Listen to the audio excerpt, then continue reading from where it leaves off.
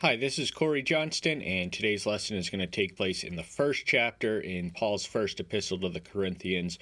We're going to take it from the first verse all the way till the 17th because there's no literary context to establish. We're going to follow the who, what, when, where, why formula. The who, Paul is the author. The recipients immediately, there's a few names discussed in the first chapter that we're going to read, but the main who is the assembly at Corinth.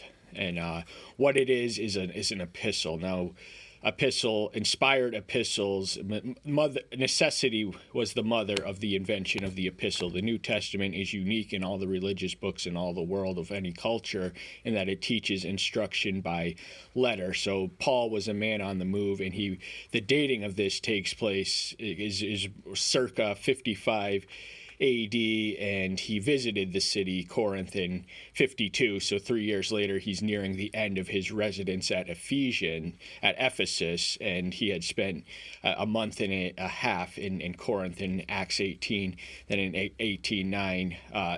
Acts 19 and 20, he is at Ephesus for a period of some 2 or 3 years, all the way till Acts 20. And Corinth was a city as old as the 8th century BM, before Messiah. It was situated on the Corinthian Isthmus, and so it was a crossroad for travel and trade, big center, big site of commerce, and it connected the mainland with the Peloponnese, but it was also surrounded by sea. The Peloponnese would have been the south of Greece. That's where the Spartans mainly hailed from, and Corinth was situated right at a land crossroad and a sea crossroad. It was surrounded by sea, so it was a center of trade. It would have been destroyed in about 146 BM. That is when the Romans conquered it, but it would have been rebuilt and revitalized. And a lot of the settlements of the city would have been recently freed slaves. And at the writing of this, it was believed to have 250,000 free citizens and 400,000 slaves. So it was a large town by the standards of the day. Rome set the standard with 1 million people, but it was a Greek by culture and background. Obviously, it was primarily Greek place. So the religion there, there was at least 12 temples there, one of which was Aphrodite, the goddess of love. We read of what Paul has to say about agape love in the 13th chapter. And then Asclepios, the healing. Paul performed healings, in the book of Acts. And then Apollo, the sun. But connected to the Aphrodite worship, just to give you a reflection of the Greek religion, were 1,000 prostitutes. So they were a sexually loose city. And this takes us to the why he wrote it. Corinth was what I like to label a problem church. They had no shortage of problems. They had factionalism. That's what he addresses here. They were a spiritually gifted assembly. They certainly had no shortage of talent and resources, but they were misusing their gifts because they were exploiting them for selfish causes. So they were gifted but immature. And of course, because they had factions that they didn't address, they were not united. They had instability, and they were sexually immoral because to be a Corinthian, to be called a Corinthian in the day when this was written would have been the equivalent of us calling someone a sodomite, for instance. It was just the lowest of the low of sexually licentious people. And there was all sorts of other issues, drunkenness and lawsuits. They were taking the church to the pagan, the worldly courts, and the whole world creeping in was the problem, because Corinth was a city of the world, and the problem was once Paul left, once it grew, some of the world started creeping out, and then it was just deformed from its pristine state that Paul had left it out. Paul is writing a letter because, remember, necessity is the mother of the invention of the letter, so he can only be at one place at once. And there's a grapevine across the eastern Mediterranean where Paul evangelized most of it, and he gets wind of this and he sets to correct some of the errors that he hears. And the problems were not only doctrinal, they were personal and behavioral. So he sets at it. That's what motivates much of the writing. We're going to make it to the 17th verse in the first chapter, verse 1. Paul, a called apostle of Yahshua Messiah by the will of Elohim, and brother Sosthenes, Paul's apostolic authority was challenged throughout both books of Corinthians, and he reminds them that he was called. He had a direct visible encounter with the resurrected Messiah itself that qualifies one for the rank of apostle, and the office of the apostle went extinct when they did. So there is no equivalent to it in the modern church. That office is one and done. But he was chosen by the will of Elohim. He certainly didn't choose this path for himself. He was on his own initiative. He was determined to stamp out the nascent Christian sect, but Elohim had other plans. Saul was going to arrest Christians, and who should arrest him but the resurrected Messiah? So it was by his will. And then once he became converted and he stopped kicking against the goads, then he became a willing vessel and a willful servant, and he endured much pain. And Sosthenes, what we read of him in Acts 18:17, he is the leader of the synagogue. So there was also a synagogue in addition to the 12 temples, 3 of the gods of whom I described earlier, and Sosthenes was the leader of that, so he was implicitly converted. He would have been well known to the Christian community. So Paul usually started preaching in the synagogues, even in the pagan cities that he went, the Greek cities. He usually started there, and there a riot erupted because but we can so we know who he is. We can read that elsewhere. To the assembly of Elohim, which is at Corinth, and those who are sacred in Yahshua, Messiah Yahshua, called saints, with all those calling on the name of Yahshua Messiah, our master, in every place, theirs and ours. There are 2 types of churches. There's the local and the universal. The universal is the capital C, the local is the lowercase c. So we are introduced. Now this church has an address. It's in the, first off, it's not one building or one assembly. It's just there wasn't one church or one gathering place. This was a citywide movement, so it would have been more than a singular church or assembly, but they belong to something greater. Now, saints is not an aristocratic Christian. It is as the Catholics exalt saints, who they seek after the dead when they pray for them, in violation of Deuteronomy 18. We got to stick to the word of God. But saints is a democratic term. All of us are saints. We are the called. We are the chosen. So we connect, and we are connected with those in every place, not only in every place, but also every time. One of the dimensions of the church universal, which I feel is neglected to its detriment, is the cloud of witnesses of whom we read of in Hebrews 12:1. And just we are connected to all the saints who have yet to come and all the saints who came before us. That is the element of the church universal that we must be mindful of in order to appreciate and unlock and unleash its full efficaciousness. Grace to you and peace from Yahweh our Father and the Master Yahshua Messiah. Grace and peace, these are 2 blessings. Grace is the unmerited favor from divinity, which secures and accomplishes our salvation. Peace is the calm from inner turmoil and worldly worry and worry concern. This is the peace from Yahweh. So the peace of Yahweh is altogether different from the peace that the world offers. The world, as they define peace, is the absence of conflict. The Hebrew word shalom indicates a state of inner serenity, spiritual well-being, and just calm. And the difference between him and the world that offers is the Messiah is John 14:27. We can read more on that. So we are not thinking of peace as we humanly understand the term when we speak of the peace that emanates from Yahweh, our Father, and Yahshua, the Son, the Messiah. I thank my Elohim always concerning you for the grace of Elohim, which was given to you by Messiah Yahshua. He has an attitude of gratitude, and a perpetual one at that. When we are grateful, when our thanks come up, the blessing come down. We can shower blessings on us if we are mindful and thankful of the blessing. So gratitude is a virtue which makes the difference. The Father makes the sun to shine and the rain to pour on both the lands of the righteous and the unjust, but the righteous are grateful to the giver and not just the gift. The unjust are, just if at best grateful for the gift, but not a whole lot more.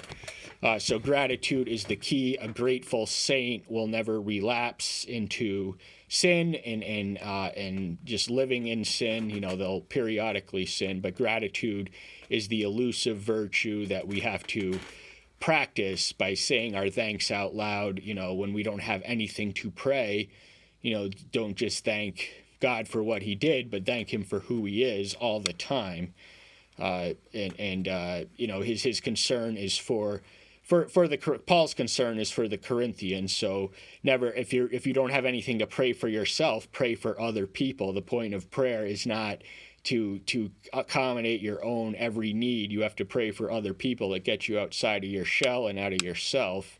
And the Christian life is not a self-service calling. So be grateful, be prayerful, be mindful of others, and mindful of Yahweh and also his son, Yahshua, that in him you are enriched in all, in every word, in all knowledge.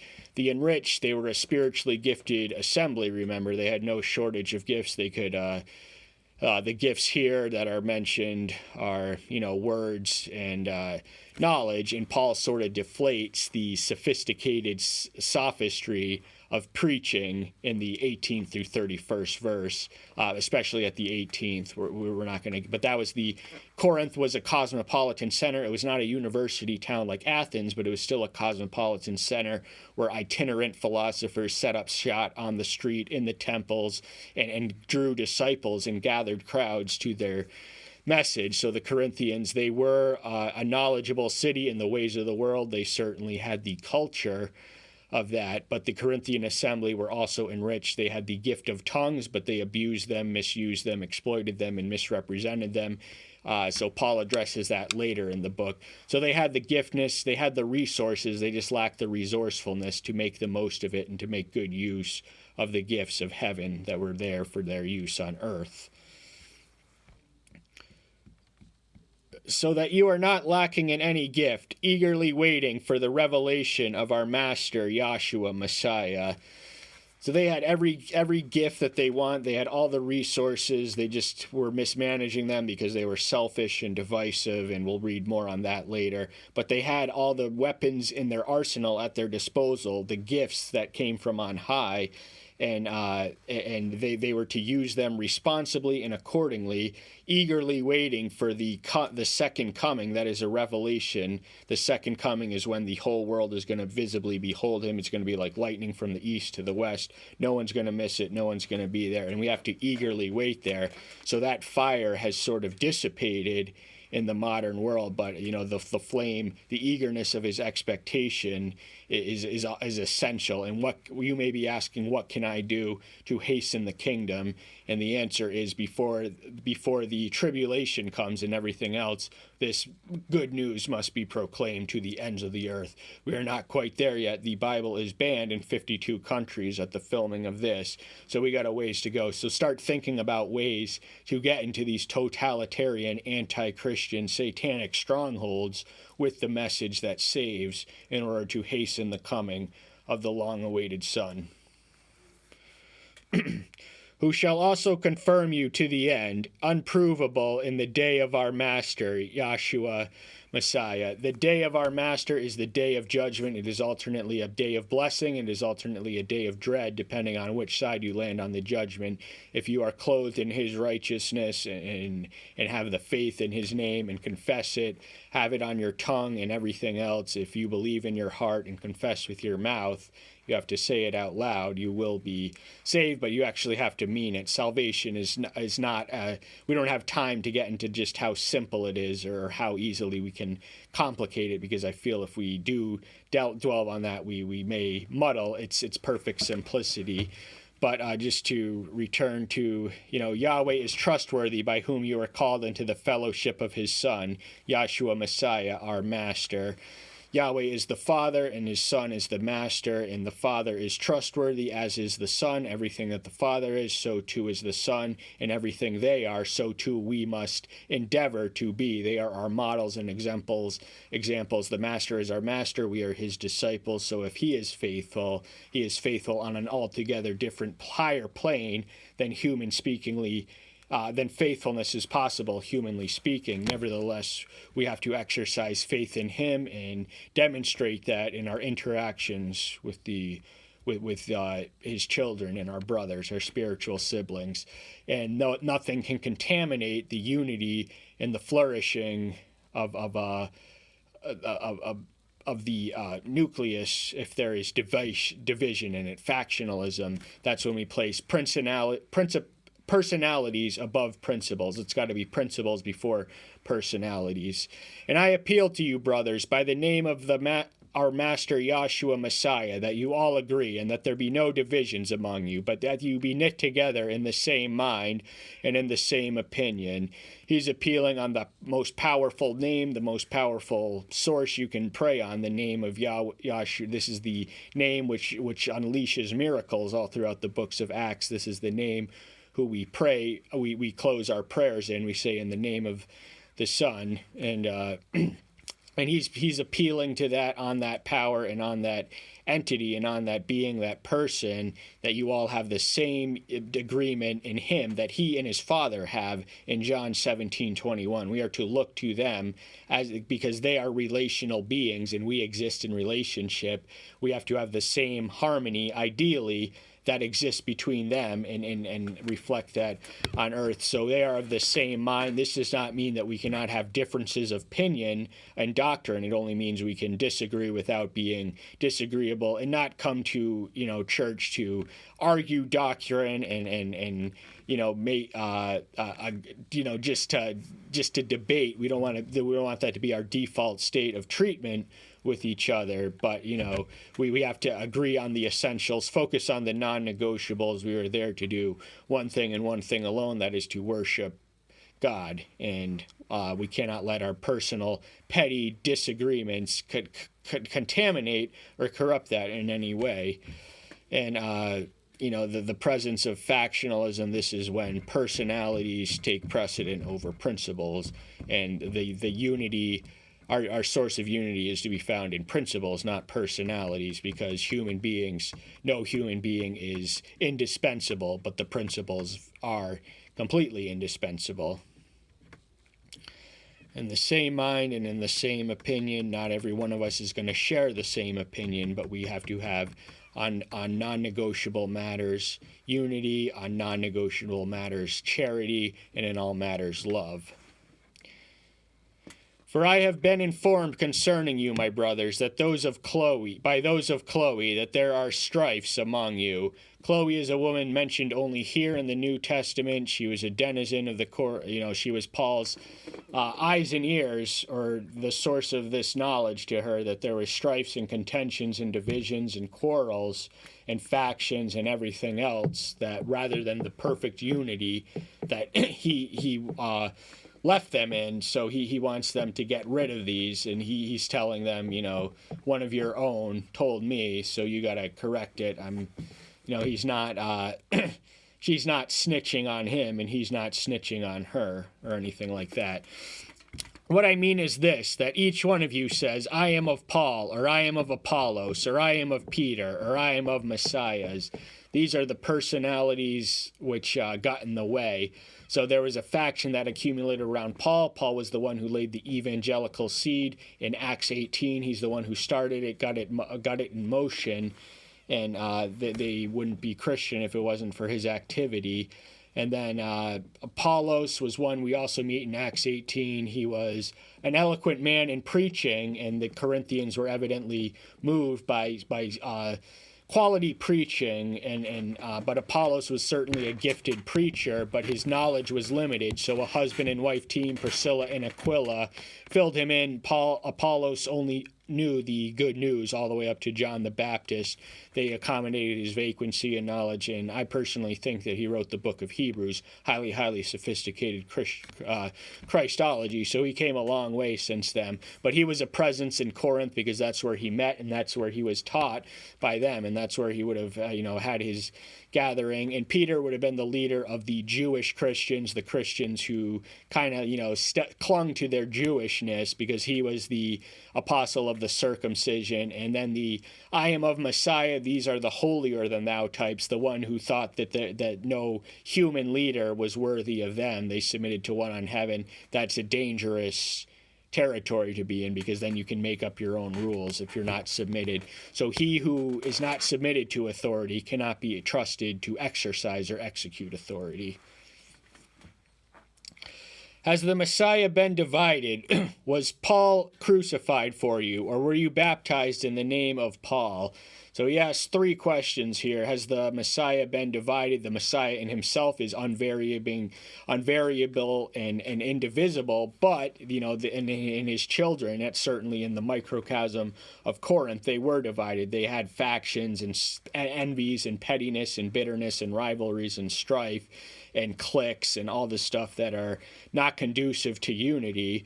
But this was not a reflection of the Messiah himself. He just used his example to show them how far away from the mark they were. And was Paul crucified for you? Paul would not be crucified. He would be beheaded, but that's only because he was a Roman citizen. Pretty much all of the apostles met the martyr's crown, except John, who was, according to legend, at one point tossed into a pot of boiling water and yet miraculously survived. But there is a difference between a martyrdom and an atonement. Atonement is something altogether different than a martyrdom. The martyrdom of a saint is a witness that is sufficient, perhaps for their own salvation, but certainly not anyone else. The atonement is the one that is the death that makes life eternal possible. And Paul, he didn't even, he kind of deflates the significance of baptism in the remaining verses. He does not diminish its necessity, only, it does not elevate its significance. And, what are we instructed to do? Baptizing them in the name of the Father and the Son and the Spirit. Matthew 28:19. I thank Elohim that I baptized not one of you, except Crispus and Gaius. Crispus and Gaius were two saints known by name. They belonged to the Corinthian assembly. These are the only ones who Paul baptized. Baptism would have, it was not something that he did too often. It's not something that's unnecessary. It's just something that's, not on his priority list. Paul was baptized by Ananias. It was necessary for him to go, but Christian life begins. It does not end at baptism. It takes off. That's the signal. That's the launching pad of a new life. That no one would say, I baptized in my own name. So all the witnesses there, they all knew that he baptized these two in the name of Yahshua and in the Father and in the Spirit, and not his own.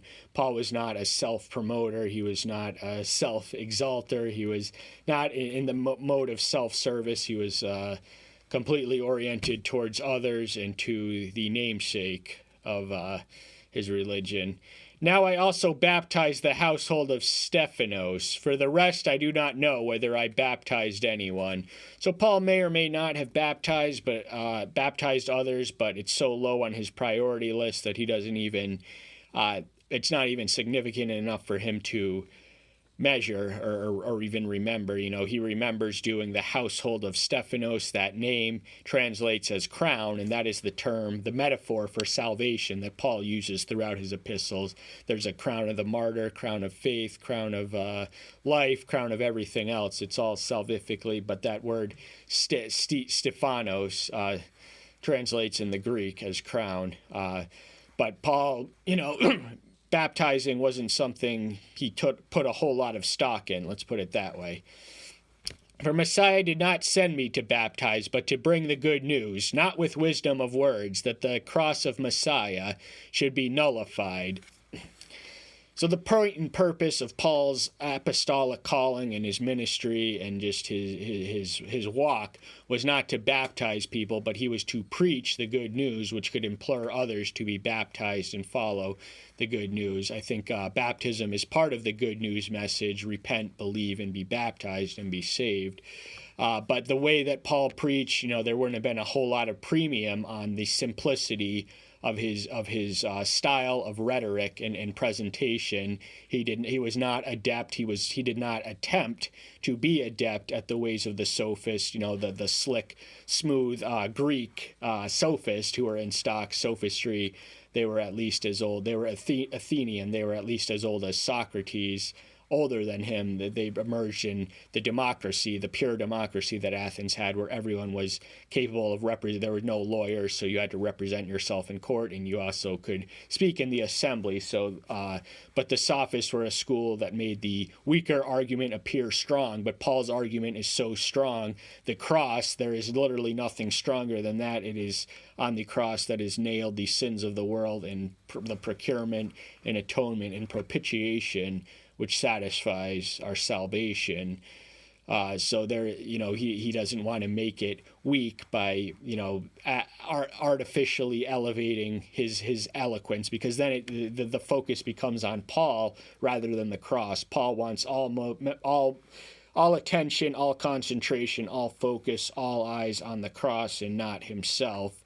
And that's all the time we have for today. Thank you so much. I'm so glad you're here. Stay tuned until next time. I'll see you then. Bye-bye.